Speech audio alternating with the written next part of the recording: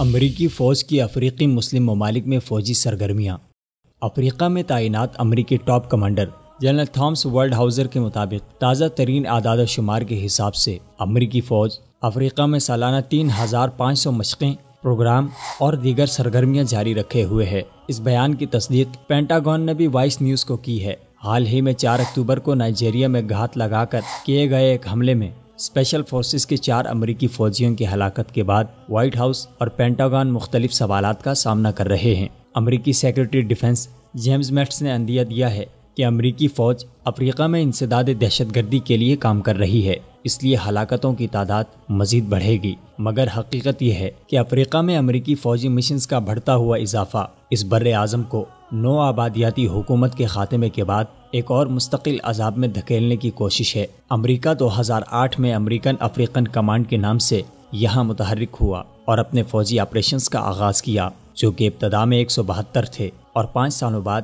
ان کی تعداد 546 ہو گئی۔ حالیہ 3500 مشنز کا عدد 1900% اضافے کے ساتھ قابل فکر ہے، کیونکہ اس کمانڈ کو یہاں متحرک ہوئے 10 سال سے بھی کم کا عرصہ ہوا ہے۔ یہ اضافہ ان امریکی دعووں اور یقین دہانیوں کے بالکل برے خلاف ہے جن میں کہا گیا تھا کہ افریقوم کی کوششوں کا مرکز صرف سفارتکاری اور امداد ہوگی۔ اس کمانڈ کے آغاز کے دنوں میں assistant secretary of defence for African affairs Theresa Whelan نے کہا تھا کہ امریکہ کی افریقہ میں فعال دخل اندازی کی نیت نہیں اور افریقوم جنگیں لڑنے کے لیے نہیں ہے، مگر یہ تمام دعوے حسب سابق غلط نکلے۔ افریقی کمانڈ نے صرف پچھلے سال لیبیا پر 500 فضائی حملے کیے اور امریکی فوجیں باقاعدگی سے صومالیہ پر ڈرون حملے اور کمانڈو ریڈ کر رہی ہیں۔ امریکہ کے مطابق یہ 3500 مشنز انسداد دہشت گردی کے ضمن میں 19 اسلامی عسکریت پسند گروپس کے خلاف مقامی اتحادی طاقتوں کے دفاعی صلاحیت میں اضافے اور ٹریننگ کے لیے ہیں۔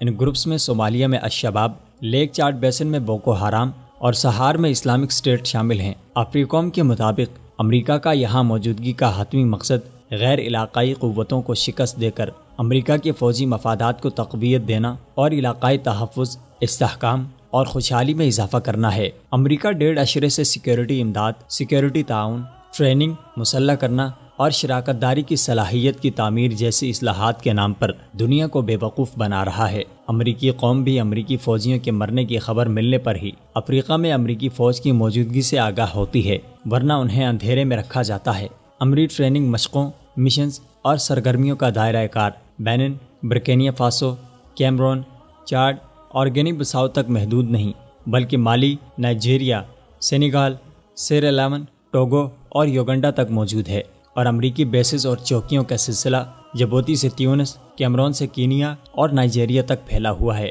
اور ان میں اضافے کی نوید جیمز میٹس نے دی ہے، جبکہ ٹرمپ انتظامیہ نے $5.2 ملین پر مشتمل افریقی امداد کی تجویز دی ہے، جس کی پہلی ترجیح اسلامی عسکریت پسند تنظیموں اور مالی، ساحل، نائجیریا، لیک چاڈ بیسن، صومالیہ اور القرن الافریقہ میں موجود ان کے نیٹ ورکس کی تباہی ہے۔ مگر ماہرین نے خبردار کیا ہے کہ یہاں کی حکومتیں کمزور اور غریب ہیں اور امریکی فوجی سرگرمیوں میں حکمت عملی اور پلاننگ کی کمی ہے، اس لیے یہ تمام خطہ اور اس میں موجود مسلم آبادی مزید انتشار کا شکار ہوگی۔ امریکہ نے حسب معمول ہوشیاری سے دنیا کی آنکھوں میں دھول جھونکتے ہوئے افریقی ٹریننگ مشنز کو لڑاکا آپریشنز میں بدل دیا ہے اور ایک ایسا پس منظر پیدا کر دیا ہے کہ جو یہاں موجود عسکریت پسند تنظیموں میں مزید بھرتیوں کا اضافہ کرے گا۔ وصال اردو،